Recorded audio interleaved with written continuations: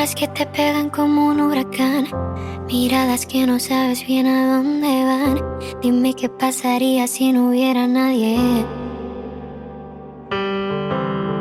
Siguiendo mi camino yo sé a dónde voy, sintiéndome insegura y aunque no lo soy, no ver tus intenciones me hace vulnerable.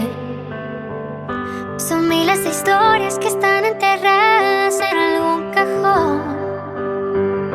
Son tantos gritos que no escucha nadie, tantas preguntas tan inevitables. ¿Cómo logramos que cuando haya un beso solo sea uno de esos que no te hacen daño? Que de un abrazo todo el mundo salga ileso, que no esté mal quedarnos solas entre extraños.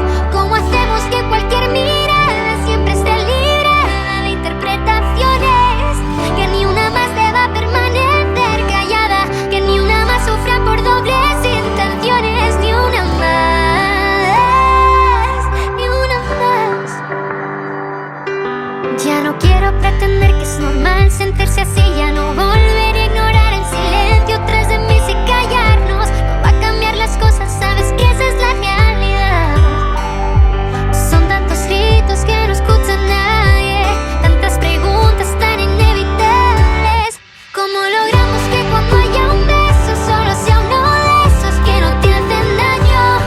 Que de un abrazo todo el mundo salga ileso, que no esté mal quedarnos solas entre extraños.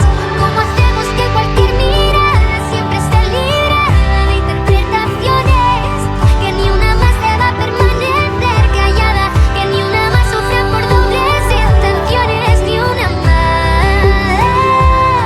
ni una más, ni una más, ni una más, ni una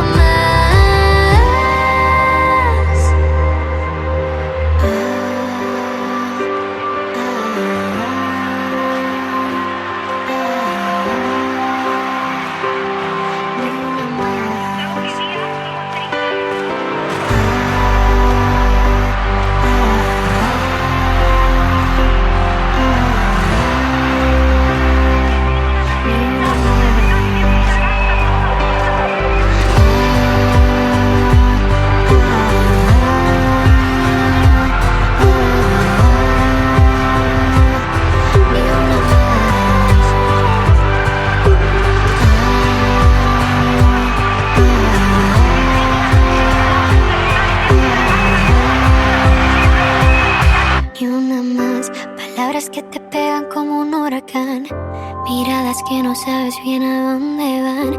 Dime qué pasaría si no hubiera nadie.